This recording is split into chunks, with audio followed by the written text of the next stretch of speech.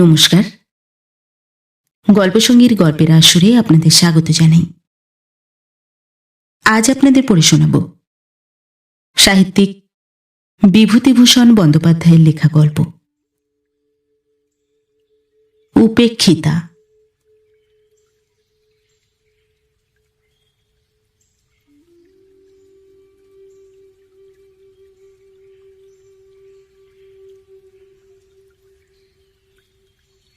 পথে যেতে যেতেই তাঁর সঙ্গে আমার পরিচয়। সে বোধহয় বাংলা ২ কি ৩ সালের কথা। নতুন কলেজ থেকে বার হয়েছি। এমন সময় বাবা মারা গেলেন। সংসারের অবস্থা ভালো ছিল না। স্কুল মাস্টারি নিয়ে গেলুম হুগলি জেলার একটা পাড়া গাঁয়ে। গ্রামটির অবস্থা একসময় খুব ভালো থাকলেও আমি যখন গেলুম তখন তার অবস্থা খুব শোচনীয়। খুব বড় গ্রাম, অনেকগুলি পাড়া। গ্রামের এক প্রান্ত থেকে আর এক প্রান্ত বোধহয় ১ ক্রোশেরও উপর। প্রাচীন আম কাঁঠালের বনে সমস্ত গ্রামটি অন্ধকার। আমি ও গ্রামে থাকতুম না। গ্রাম থেকে প্রায় ১ মাইল দূরে সে গ্রামের রেল স্টেশন। স্টেশন মাস্টারের একটি ছেলে পড়ানোর ভার নিয়ে সেই রেলের PWD এর একটা পরিত্যক্ত বাংলোয় থাকতুম। চারিদিকে নির্জন মাঠ, মাঝে মাঝে তাল বাগান। স্কুলটি ছিল গ্রামের ও প্রান্তে। মাঠের মধ্যে নেমে হেঁটে যেতুম প্রায় ১ ক্রোশ। একদিন বর্ষাকাল, বেলা ১০টা প্রায় বাজে। স্কুলে যাচ্ছি। সোজা রাস্তা দিয়ে না গিয়ে একটু শীঘ্র যাবার জন্য পাড়ার ভেতর দিয়ে একটা রাস্তা নেমে গিয়েছে, সেইটি দিয়ে যাচ্ছি। সমস্ত পথটা বড় বড় আম কাঁঠালের ছায়ায় ভরা। একটু আগে খুব এক পশলা বৃষ্টি হয়ে গিয়েছিল। আকাশ মেঘে আচ্ছন্ন ছিল। গাছের ডাল থেকে টুপটুপ করে বৃষ্টির জল ঝরে পড়ছিল। একটা জীর্ণ ভাঙা ঘাটওয়ালা প্রাচীন পুকুরের ধার দিয়ে রাস্তা। সেই রাস্তা বেয়ে যাচ্ছি। সেই সময় কে একটি স্ত্রীলোক, খুব টকটকে রংটা, হাতে বালা অনন্ত, পরনে চওড়া লাল পাড় শাড়ি, বয়স ২৪-২৫ হবে। পাশের একটা সরু রাস্তা দিয়ে ঘোড়া নিয়ে উঠলেন আমার সামনে রাস্তায়। বোধহয় পুকুরে যাচ্ছিলেন জল আনবার জন্যে। আমায় দেখে ঘোমটা টেনে পথের পাশে দাঁড়ালেন। আমি পাশ কাটিয়ে জোরে চলে গেলুম। আমার এখন স্বীকার করতে লজ্জা হয়, কিন্তু তখন আমি ইউনিভার্সিটির সদ্য প্রসূত গ্র্যাজুয়েট। বয়স সবে ২০, অবিবাহিত। সংস্কৃত কাব্য সাহিত্যের পাতায় পাতায় যেসব তরলিকা, মঞ্জুলিকা, বাসন্তী, উজ্জয়িনী বাসিনী, অগুরু বাস মদিত কেশা তরুণী অভিসারিকার দল, তারা আর তাদের সঙ্গে ইংরেজি কাব্যের অ্যালথিয়া, থেওসেবিয়া, তাদের নীল নয়ন আর তুষার ধবল কোমল বাহুবল্লী নিয়ে আমার তরুণ মনের মধ্যে রাত দিন একটা সুমিষ্ট কল্পলোকের সৃষ্টি করে রেখেছিল। তাই সেদিন সেই সুশ্রী তরুণী, তার বালা অনন্ত পরা অনাবৃত হাত দুটির সুঠাম সৌন্দর্য আর সকলের ওপর তার পরনের শাড়ি দ্বারা নির্দিষ্ট তার সমস্ত দেহের একটা মহিমান্বিত সীমারেখা আমাকে মুগ্ধ এবং অভিভূত করে ফেললে।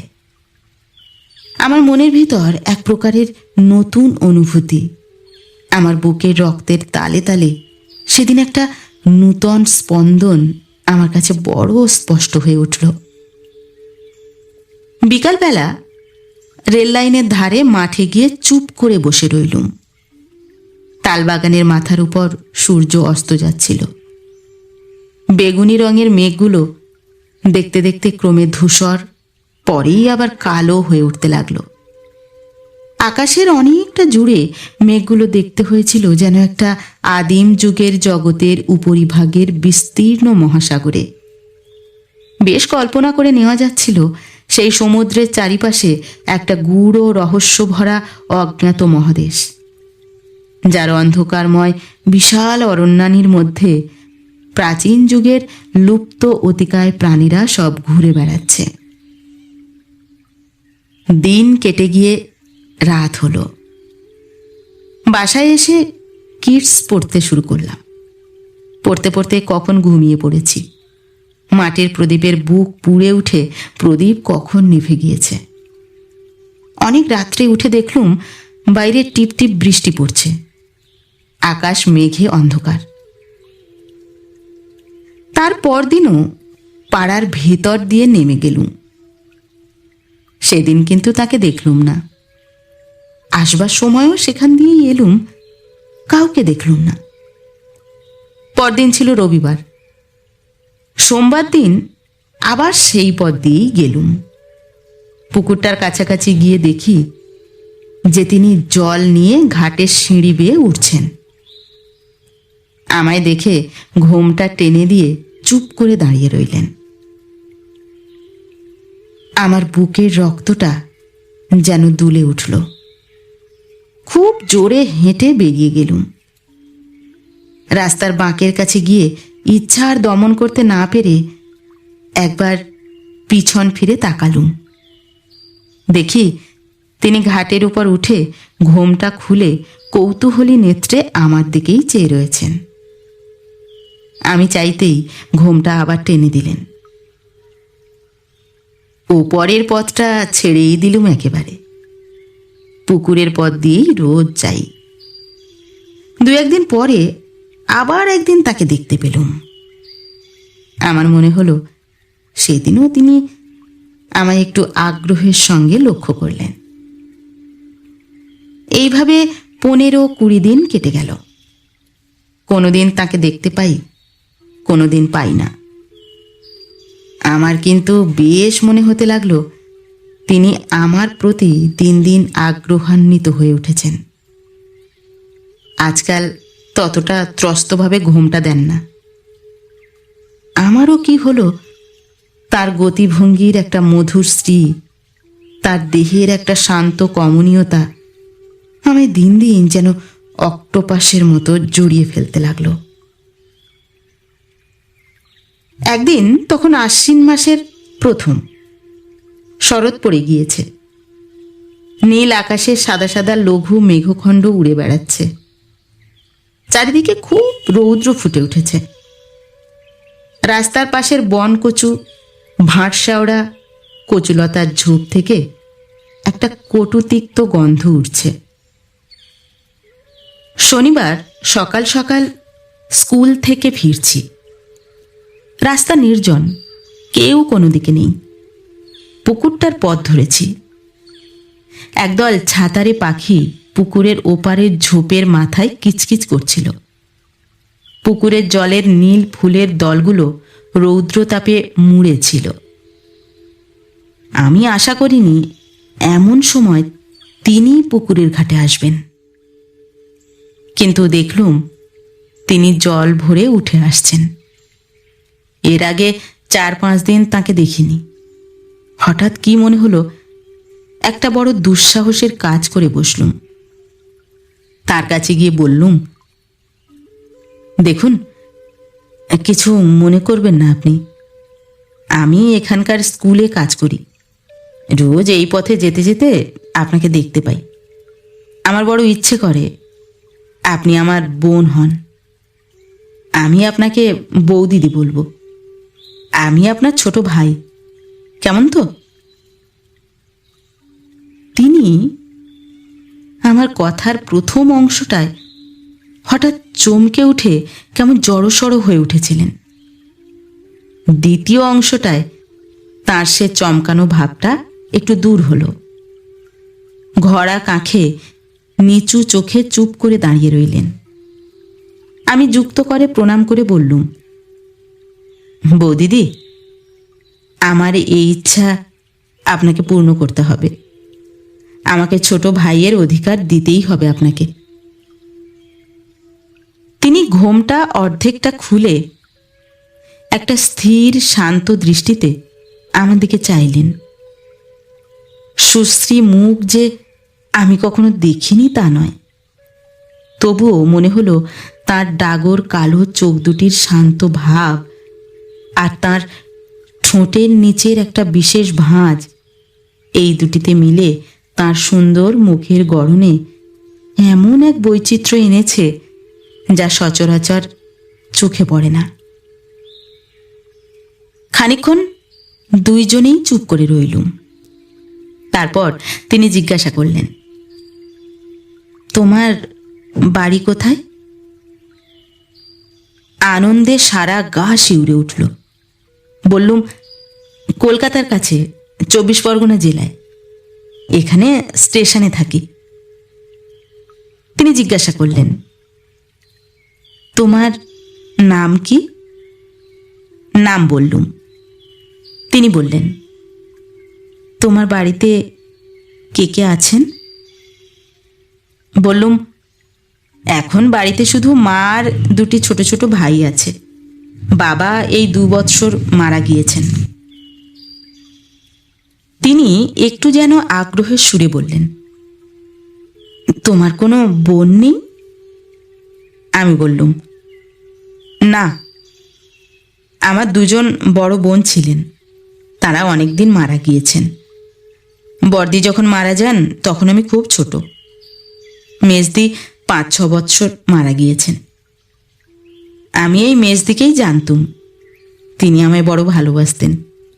তিনি আমার চেয়েও 6 বছরের বড় ছিলেন। তার দৃষ্টি একটু ব্যথাকাতর হয়ে এলো। জিজ্ঞাসা করলে, তোমার মেজদি থাকলে এখন তার বয়স হতো কত? বললুম, এই 26 বছর।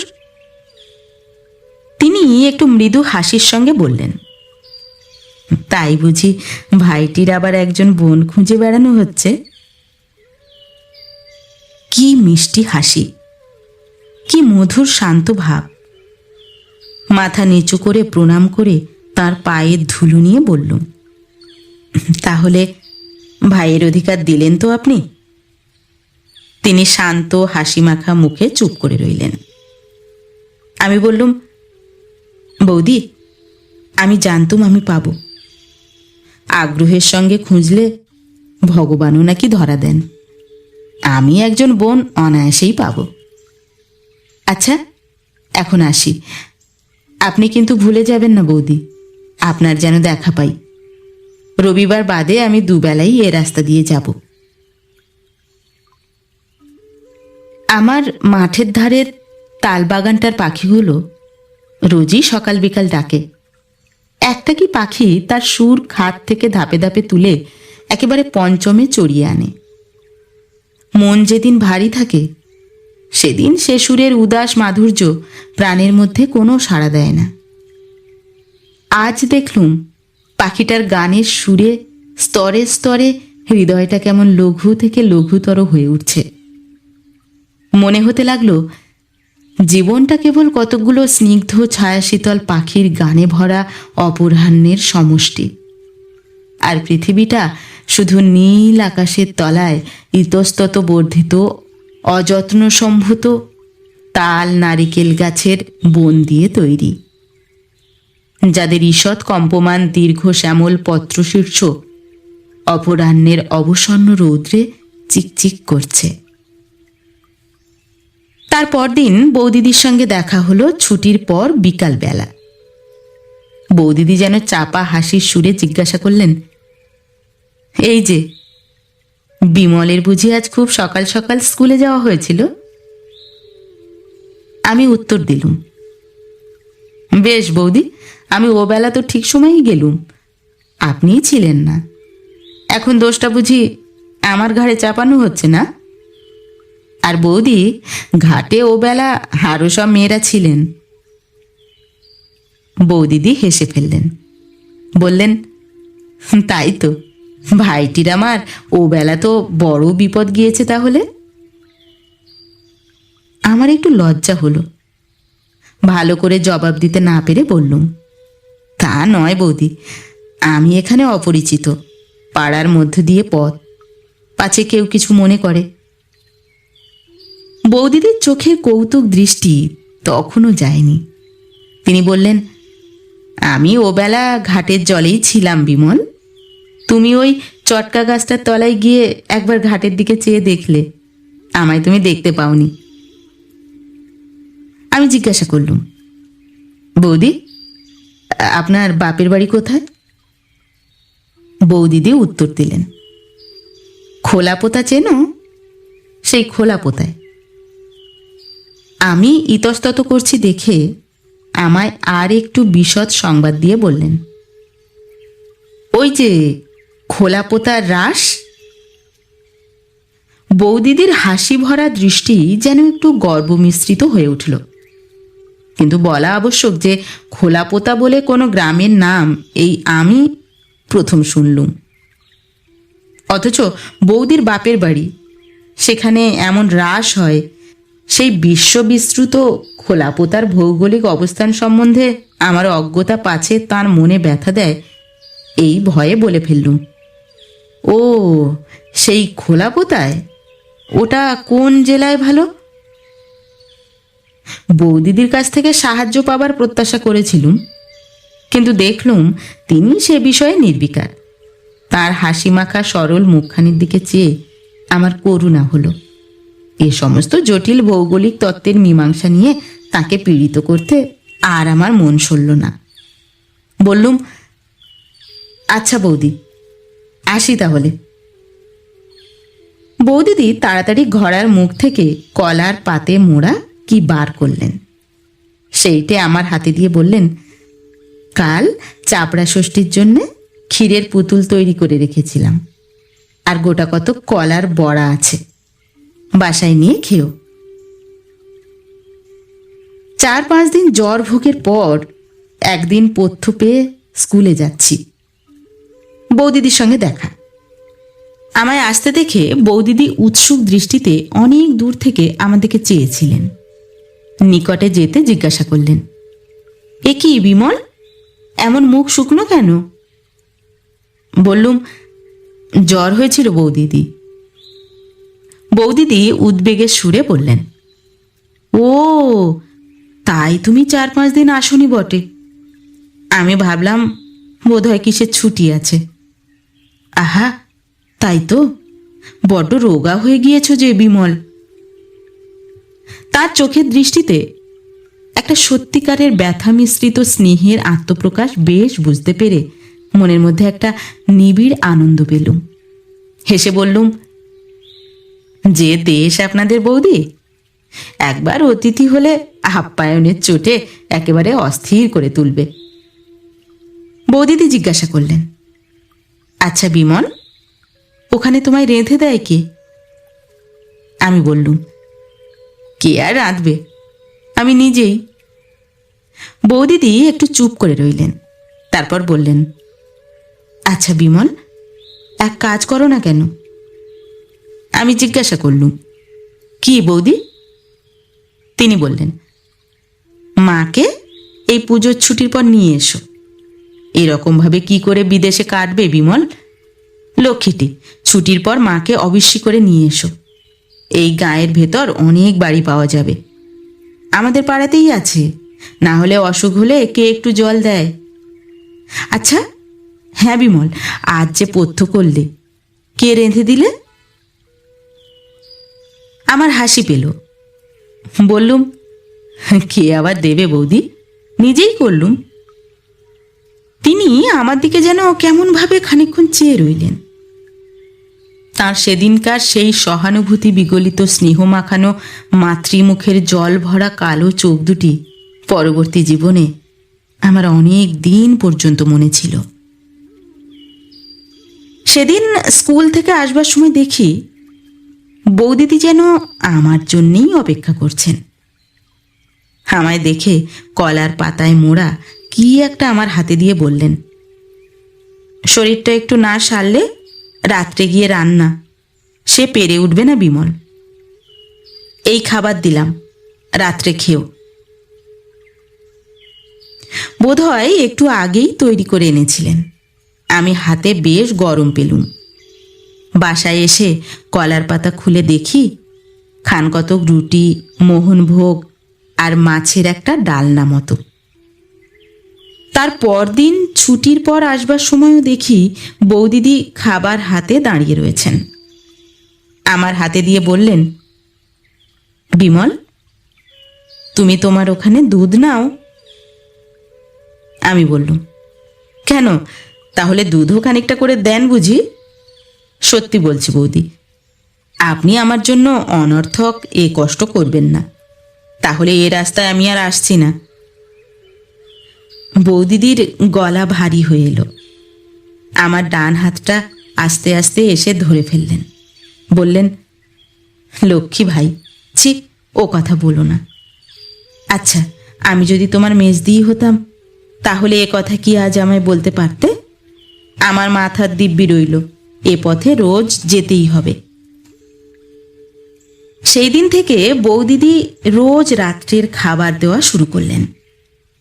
7-8 দিন পরে রুটির বদলে কোনোদিন লুচি, কোনোদিন পরোটা দেখা দিতে লাগলো। তার সে আগ্রহ ভরা মুখের দিকে চেয়ে আমি তার সেসব স্নেহের দান ঠিক অস্বীকারও করতে পারতুম না। অথচ এই ভেবে অস্বস্তি বোধ করতুম যে আমার এই নিত্য খাবার জোগাতে না জানি বৌদিদিকে কত অসুবিধাই পোহাতে হচ্ছে। তারপরই আশ্বিন মাসের শেষে পুজোর ছুটি এসে পড়াতে আমি নিষ্কৃতি পেলুম। সমস্ত পুজোর ছুটিটা কি নিবিড় আনন্দেই কাটল সেবার। আমার আকাশ বাতাস যেন রাত দিন আফিমের রঙিন ধুমে আচ্ছন্ন থাকত। ভোরবেলা উঠানের শিউলি গাছের সাদা ফুল বিছানো তলাটা দেখলে হেমন্ত রাত্রির শিশিরে ভেজা ঘাসগুলোর গা যেমন শিউরে ওঠে, ওই রকম আমার গা শিউরে উঠত। কার উপর আমার জীবনের সমস্ত ভার অসীম নির্ভরতার সঙ্গে চাপিয়ে দিয়ে আমার মন যেন শরতের জলভার নামানো হালকা মেঘের মতো একটা সীমাহারা হাওয়ার রাজ্যে ভেসে বেড়াতে লাগলো। ছুটি ফুরিয়ে গেল। প্রথম স্কুল খোলবার দিন পথে তাকে দেখলুম না। বিকালে যখন ফিরি তখন শীতল হাওয়া একটু একটু দিচ্ছে। পথের ধারের এক জায়গায় খানিকটা মাটি কারা বর্ষাকালে তুলে নিয়েছিল। সেখানটায় এখন বনকচু, কালকাসুন্দা, ধুতুরা, কুচকাঁটা, ঝুমকো লতার দল পরস্পর জড়াজড়ি করে একটুখানি ছোট ছোট ঝোপ মতো তৈরি করেছে। শীতল হেমন্ত অপরাহ্নের ছায়া সবুজ ঝোপটির উপর নেমেছে। এমন একটা মিষ্ট নির্মল গন্ধ গাছগুলো থেকে উঠেছে, এমন সুন্দর শ্রী হয়েছে ঝোপটির, সমস্ত ঝোপটি যেন বনলক্ষ্মীর শ্যামল শাড়ির একটা অঞ্চল প্রান্তের মতো। তারপর দিন তাকে দেখলুম। তিনি আমায় লক্ষ্য করেননি। আপন মনে ঘাটের চাতালে উঠতে যাচ্ছিলেন। আমি ডাকলুম, বৌদি। বৌদিদি কেমন হঠাৎ চমকে উঠে আমার দিকে ফিরলেন। এ কি বিমল, কবে এলে? আজ কি স্কুল খুলল? কিরকম আছো? সেই পরিচিত প্রিয় কণ্ঠস্বরটি, সেই স্নেহঝরা শান্ত চোখ দুটি। বৌদিদি আমার মনে ছুটির আগে যে স্থান অধিকার করেছিলেন, ছুটির পরের স্থানটা তার চেয়ে আরও ওপরে। আমি সমস্ত ছুটিটা তাকে ভেবেছি। নানা মূর্তিতে, নানা অবস্থায় তাকে কল্পনা করেছি, নানা গুণ তাতে আরোপ করেছি। তাকে নিয়ে আমার মুগ্ধ মনের মধ্যে অনেক ভাঙাগড়া করেছি। আমার মনের মন্দিরে আমারই শ্রদ্ধা ভালোবাসায় গড়া তার কল্পনা মূর্তিকে অনেক অর্ঘ্য চন্দনে চর্চিত করেছি। তাই সেদিন যে বৌদিদিকে দেখলুম, তিনি পূজার ছুটির আগেকার সে বৌদিদি নন। তিনি আমার সেই নির্মলা, পুতহৃদয়া, পুণ্যময়ী মানুষ প্রতিমা। আমার পার্থিব বৌদিদিকে তিনি তার মহিমা খচিত দিব্য বসনের আচ্ছাদনে আবৃত করে রেখেছিলেন। তার স্নেহ করুণার জ্যোতি বাষ্পে বৌদিদির রক্তমাংসের দেহটার একটা আড়াল সৃষ্টি করেছিলেন। আমার মাথা শ্রদ্ধায় সম্ভ্রমে নত হয়ে পড়ল। আমি তার পায়ের ধুলো নিয়ে প্রণাম করলুম। বৌদিদি বললেন, এসো, এসো ভাই, আর প্রণাম করতে হবে না, আশীর্বাদ করছি এমনি, রাজা হও। আচ্ছা বিমল, বাড়ি গিয়ে আমার কথা মনে ছিল? মনে এলেও বাইরে আর বলতে পারলুম না। কে তবে আমার মগ্ন চৈতন্যকে আশ্রয় করে আমার নিত্য সুষুপ্তির মধ্যেও আমার সঙ্গিনী ছিল বৌদি? শুধু একটু হেসে চুপ করে রইলুম। বৌদিদি জিজ্ঞাসা করলেন, মা ভালো আছেন? আমি উত্তর দিলুম, হ্যাঁ বৌদি, তিনি ভালো আছেন, তাকে আপনার কথা বললুম। বৌদিদি আগ্রহের সুরে বললেন, তিনি কি বললেন? আমি বললুম। শুনে মার দুই চোখ জলে ভরে এলো। বললেন, একবার দেখাবি তাকে বিমল, আমার নলিনীর শোক বোধ হয় তাকে দেখলে অনেকটা নিবারণ হয়। বৌদিদেরও দেখলুম দুই চোখ ছলছল করে এলো। আমায় বললেন, হ্যাঁ বিমল, তা মাকে এই মাসে নিয়ে এলে না কেন? আমি বললুম, সে এখন হয় না বৌদি। বৌদিদি একটু ক্ষুব্ধ হলেন। বললেন, বিমল, জানো তো সেবার কিরকম কষ্টটা পেয়েছ? এই বিদেশ বিভুঁই মাকে আনলে এই মিথ্যে কষ্টটা তো আর ভোগ করতে হয় না। আমি উত্তর দিলুম, বৌদি, আমি তো আর ভাবি নে যে আমি বিদেশে আছি। যেখানে আমার বৌদি রয়েছেন সে দেশ আমার বিদেশ নয়। মা না থাকলেও আমার এখানে ভাবনা কিসের বৌদি? বৌদিদির চোখে লজ্জা ঘনিয়ে এলো। আমার দিকে ভালো করে চাইতে পারলেন না। বললেন, হ্যাঁ, আমি তো সবই করছি, আমার কি কিছু করবার জো আছে? কত পরাধীন আমরা তা জানো না তো ভাই। ওসব নয়, তুমি এই মাসেই মাকে আনো। আমি কথাটাকে কোনো রকমে চাপা দিয়ে সেদিন চলে এলুম। তারপর দিন ছুটির পর বৌদিদির সঙ্গে দেখা। অন্যান্য কথাবার্তার পর আসবার সময় তিনি কলার পাতে মোড়া আবার কি একটা বার করলেন। তার হাতে কলার পাত দেখলেই আমার ভয় হয়। আমি শঙ্কিত চিত্তে বলে উঠলুম, ও আবার কি বৌদি? আবার সেই? বৌদিদি বাধা দিয়ে বললেন, আমার কি কোনো স্বাদ নেই বিমল? ভাই ফোঁটাটা অমনি অমনি গেল, কিছু কি করতে পারলুম? কলার পাতা মোড়া রহস্যটি আমার হাতে দিয়ে বললেন, এতে একটু মিষ্টি মুখ করো, আর এইটে নাও, একখানা কাপড় কিনে নিও। কথাটা ভালো করে শেষ না করেই বৌদি আমার হাতে একখানা 10 টাকার নোট দিতে এলেন। আমি চমকে উঠলুম। বললুম, এ কি বৌদি? না না, এ কিছুতেই হবে না। খাবার আমি নিচ্ছি, কিন্তু টাকা নিতে পারবো না। আমার কথাটার স্বর বোধহয় একটু তীব্র হয়ে পড়েছিল। বৌদিদি হঠাৎ থতমত খেয়ে গেলেন। তার প্রসারিত হাতখানা ভালো করে যেন গুটিয়ে নিতেও সময় পেলেন না, কেমন যেন হয়ে গেলেন। তারপর একটুখানি অবাক হয়ে আমার দিকে চেয়ে থাকবার পরই তার টানা কালো চোখ দুটি ছাপিয়ে বাঁধ ভাঙা বন্যার স্রোতের মতো জল গড়িয়ে পড়ল। আমার বুকে যেন কিসের খোঁচা বিঁধল। এই নিতান্ত সরলা মেয়েটির আগ্রহ ভরা স্নেহ উপহার রূঢ়ভাবে প্রত্যাখ্যান করে তার বুকে যে লজ্জা আর ব্যথার শুল বিদ্ধ করলুম, সে ব্যথার প্রতিঘাত অদৃশ্যভাবে আমার নিজের বুকে গিয়েও বাজল।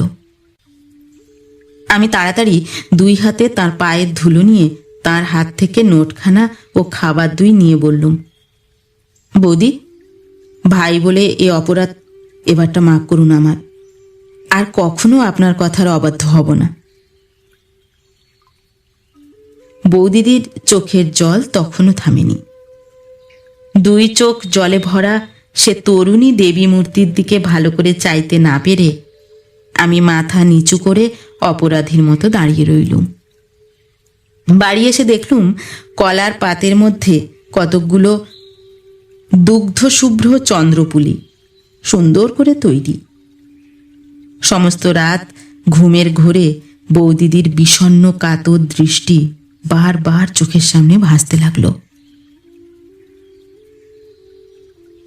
মাসখানেক কেটে গেল।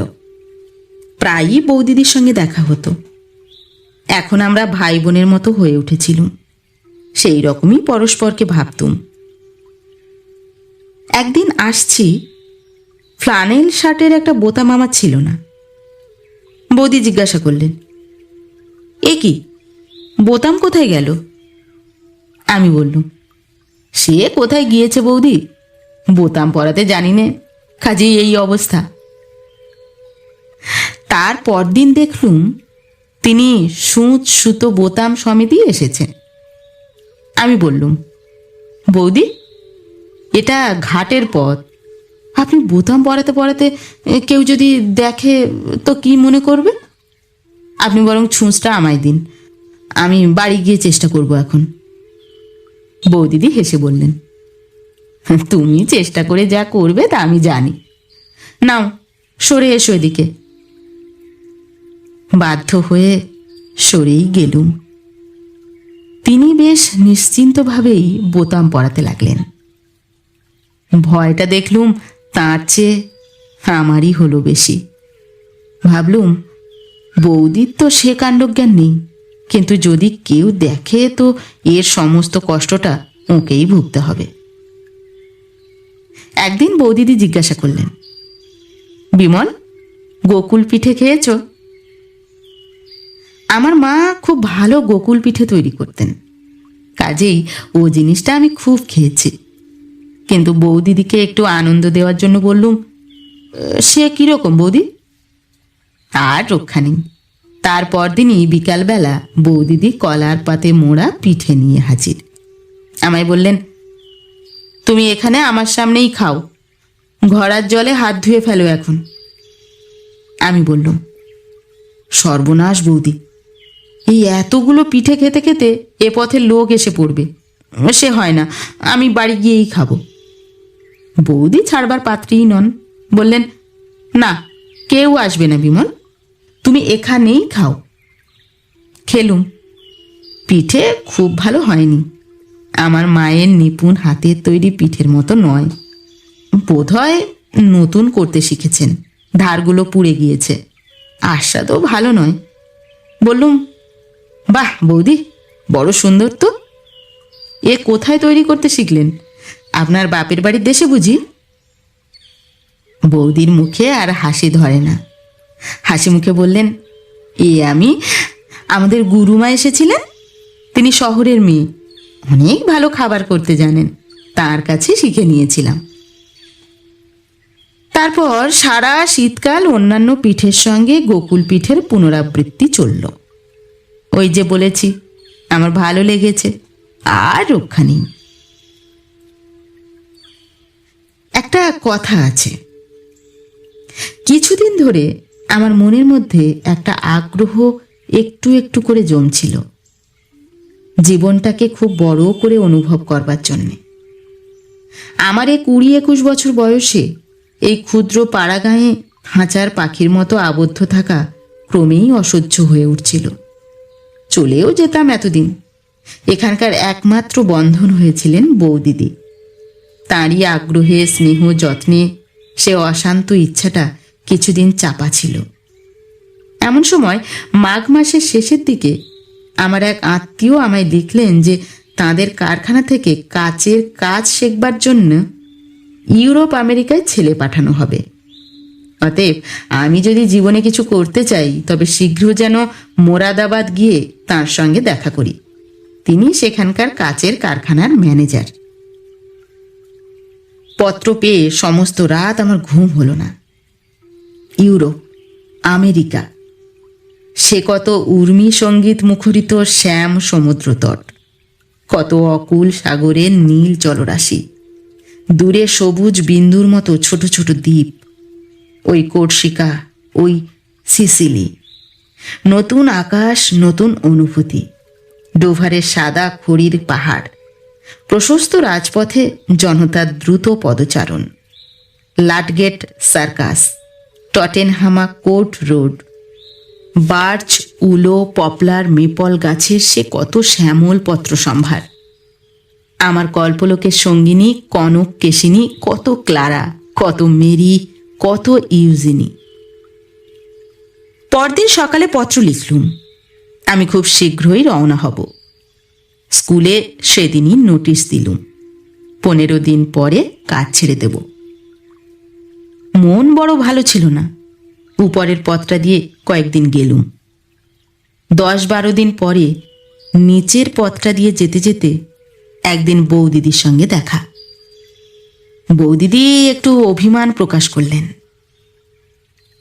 বিমল বড় গুণের ভাই তো, আর 4-5 দিনের মধ্যে বোনটা বাঁচলো কি মলো তা খোঁজ করলে না। আমি বললাম, বৌদিদি, করলে সেটাই অস্বাভাবিক হতো। বোনেরাই ভাইদের জন্য কেঁদে মরে, ভাইদের দায় পড়েছে বোনেদের ভাবনা ভাবতে। দুনিয়া শুদ্ধ ভাই বোনেরই এই অবস্থা।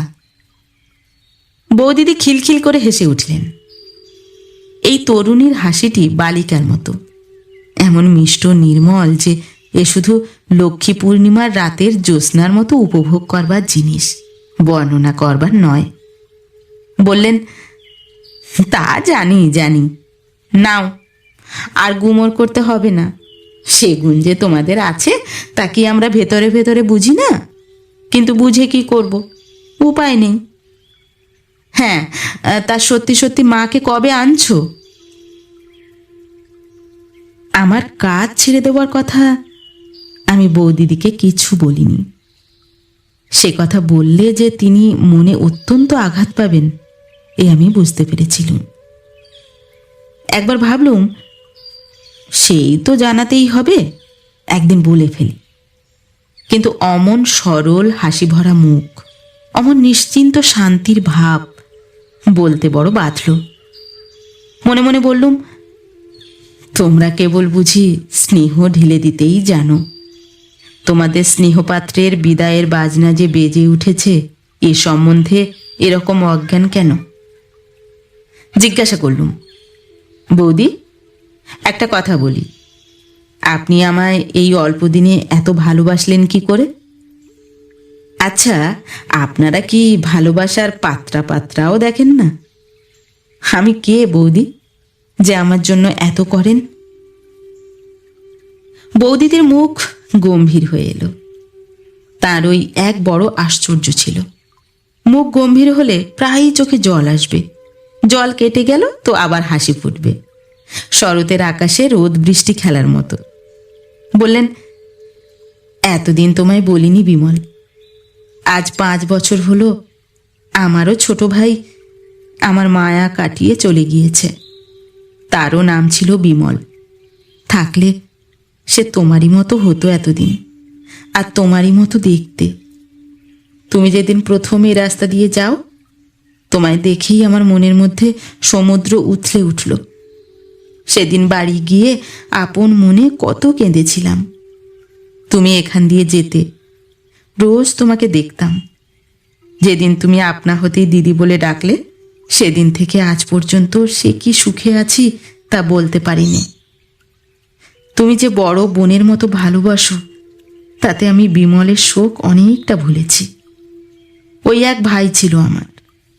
তুলসী তলায় রোজ সন্ধেবেলা কত প্রণাম করি, বলি, ঠাকুর, এক বিমলকে তো পায়ে টেনে নিয়েছ, আর এক বিমলকে যদি দিলে তো এর মঙ্গল করো, একে আমার কাছে রাখো। চোখের জলে বৌদিদির গলা আড়ষ্ট হয়ে গেল। আমি কিছু বললুম না, বলবো কি? একটু পরে বৌদিদি নিজেকে একটু সামলে নিয়ে জল ভরা চোখ দুটি তুলে আমার মুখের দিকে চাইলেন।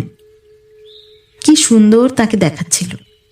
কালো চোখ দুটি ছলছল করছে, টানা ভুরু যেন আরও নেমে এসেছে, চিবুকের ভাঁজটি আরও পরিস্ফুট, যেন কোন নিপুণ প্রতিমাকারক সরু বাঁশের চেঁচাড়ি দিয়ে কেটে তৈরি করেছে।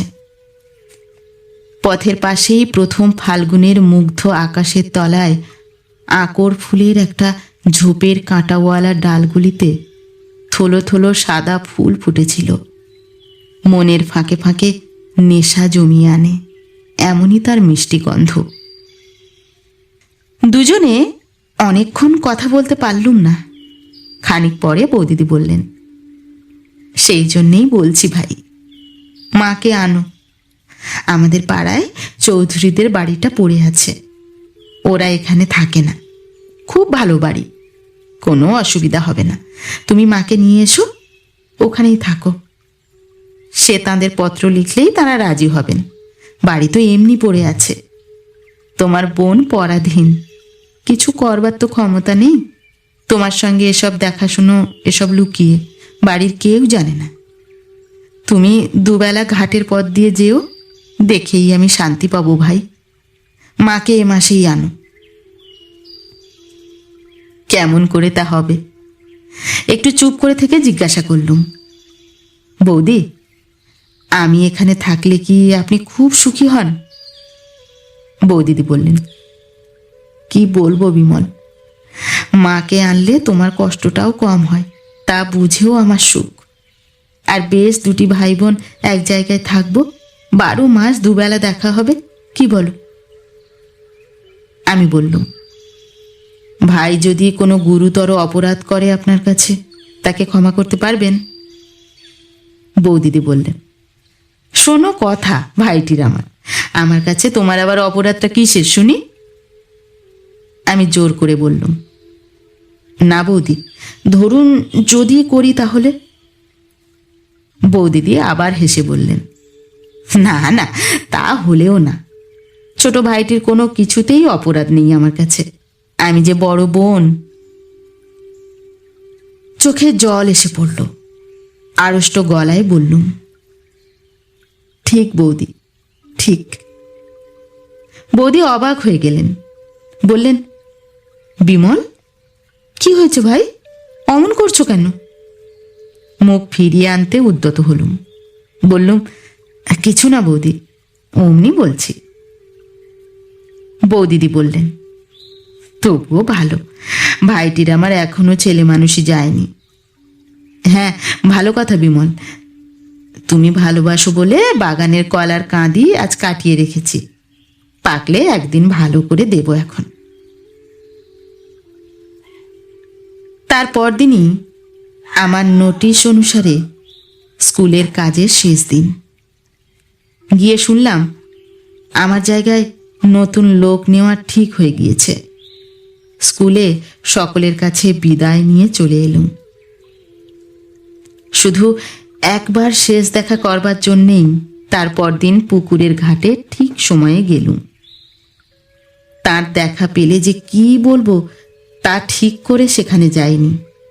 সত্য কথা সব খুলে বলতে বোধহয় পারতুম সেদিন, কিন্তু দেখা হলো না। সব দিন তো দেখা হতো না, প্রায় 2-3 দিন অন্তর দেখা হতো, আবার কিছুদিন ধরে হয়তো রোজই দেখা হতো। সেদিন বিকালে গেলুম, তারপর দিন সকালেও গেলুম, কিন্তু দেখা পেলুম না। সেদিন চলে আসবার সময় সেখানকার মাটি একটু কাগজে মুড়ে পকেটে নিলুম, যেখানে তার সঙ্গে প্রথম পরিচয় হওয়ার দিন তিনি দাঁড়িয়েছিলেন। সেই দিনই বিকালে জিনিসপত্র গুছিয়ে নিয়ে চিরদিনের মতো সে গ্রাম পরিত্যাগ করলুম। মাঠের কোলে ছাতিম গাছের বনের মধ্যে কোথায় ঘুঘু ডাকছিল। সেসব আজ 25-26 বছর আগেকার কথা। তারপর জীবনে কত ঘটনা ঘটে গেল। ভগবানের কি অসীম করুণার দানই আমাদের এই জীবনটুকু। উপভোগ করে দেখলুম এ কি মধু। কত নতুন দেশ, নতুন মুখ, কত জ্যোৎস্না রাত্রি, নতুন নবঝোপের নতুন ফুল, কত জুঁই ফুলের মতো শুভ্র নির্মল হৃদয়, কান্না জড়ানো কত সে মধুর স্মৃতি। কাকার কাছে মোরদাবাদের কাচের কারখানায় গেলুম। বছরখানেক পরে তারা আমায় পাঠিয়ে দিলে জার্মানিতে কাচের কাজ শিখতে। তারপর কলোয়ে গেলুম কাটা বেলোয়ারি কাচের কারখানার কাজ শিখবার জন্যে। কলোয়ে অনেকদিন রইলুম। সেখানে থাকতে একজন আমেরিকান যুবকের সঙ্গে খুব বন্ধুত্ব হলো। তিনি ইলিনয় বিশ্ববিদ্যালয়ে গ্র্যাজুয়েট। শিকাগো ইন্টারোশন কাগজের তিনি ফ্রান্স দেশস্থ সংবাদদাতা। কোলোয়ে সবসময় না থাকলেও তিনি প্রায়ই ওখানে আসতেন। তারই পরামর্শে তাঁর সঙ্গে আমেরিকায় গেলুম। তার সাহায্যে 2-3টা বড় বড় কাচের কারখানার কাজ দেখবার সুযোগ পেলাম। পিটসবার্গে কনেরগির ওখানে প্রায় 6 মাস রইলুম, নতুন ধরনের ব্লাস্ট ফার্নেসের কাজ ভালো করে বোঝবার জন্য। মিডল ওয়েস্টের একটা কাচের কারখানায় প্রভাত দে কি বসু বলে একজন বাঙালি যুবকের সঙ্গে দেখা হলো। তারও বাড়ি 24 পরগনা জেলায়। সে ভদ্রলোক নিঃসম্বলে জাপান থেকে আমেরিকায় গিয়ে মহা হাবুডুবু খাচ্ছিলেন। তারই মুখে শুনলুম সিয়াটলে একটা নতুন কাচের কারখানা খোলা হচ্ছে। আমি জাপান দিয়ে আসবো স্থির করেছিলাম, কাজেই আসবার সময় সিয়াটল গেলাম। তারপর জাপান ঘুরে দেশে এলুম। মা ইতিমধ্যে মারা গিয়েছেন। ভাই দুটিকে নিয়ে গেলুম মোরদাবাদে। বেশি দিন ওখানে থাকতে হলো না। বোম্বেতে বিয়ে করেছি। আমার শ্বশুর এখানে ডাক্তারি করতেন। সেই থেকে বম্বে অঞ্চলেরই অধিবাসী হয়ে পড়েছি। বহুদিন বাংলাদেশে যাইনি, প্রায় 16-17 বছর হলো। বাংলাদেশের জল, মাটি, গাছপালার জন্যে মনটা তৃষিত আছে। তাই আজ সন্ধ্যার সময় সমুদ্রের ধারে বসে আমার সবুজ শাড়ি পরা বাংলা মায়ের কথাই ভাবছিলুম। রাজাবাই টাওয়ারের মাথার উপর এখনো একটু একটু রোদ আছে। বন্দরের নীল জলে মেসাজেরি মারিতিমদের একখানা জাহাজ দাঁড়িয়ে দাঁড়িয়ে ধোঁয়া ছাড়ছে। এখানা এখনই ছেড়ে যাবে। বাঁধারে খুব দূরে এলিফ্যান্টার নীল সীমারেখা। ভাবতে ভাবতে প্রথম যৌবনের একটা বিস্তৃত প্রায় ঝাপসা ছবি বড় স্পষ্ট হয়ে মনে এলো। 25 বছর পূর্বের এমনই এক সন্ধ্যায় দূর বাংলাদেশের এক নিভৃত পল্লীগ্রামের জীর্ণ শান বাঁধানো পুকুরের ঘাট বেয়ে উঠেছে আর্দ্র বসনা তরুণী এক পল্লীবধূ। মাটির পথের বুকে বুকে লক্ষ্মীর চরণ চিহ্নের মতো তার জল সিক্ত পা দুখানির রেখা আঁকা। আধার সন্ধ্যায় তার পথের ধারের বেণীকুঞ্জে লক্ষ্মী পেঁচা ডাকছে। তার স্নেহ ভরা পবিত্র বুকখানি বাইরের জগৎ সম্বন্ধে নিশ্চিন্ত অনিশ্চয়তায় ভরা। আম কাঁঠালের বনের মাথার উপরকার নীলাকাশে 2-1টা নক্ষত্র উঠে সরলা স্নেহ দুর্বল বধূটির উপর সস্নেহ কৃপা দৃষ্টিতে চেয়ে আছে।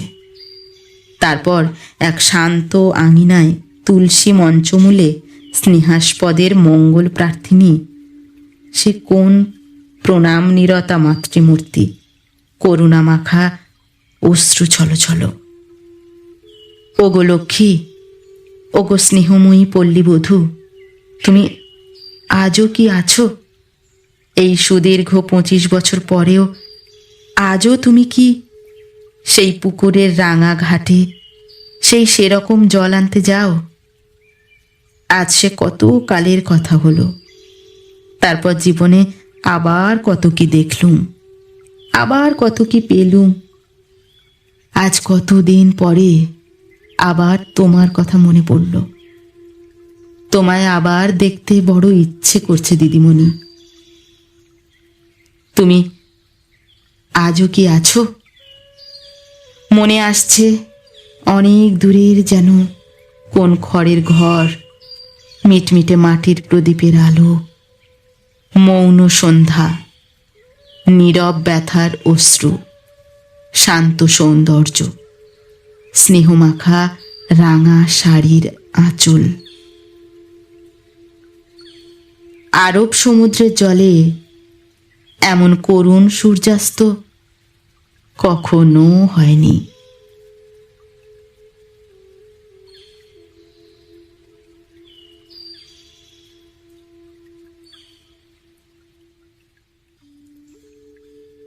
নমস্কার।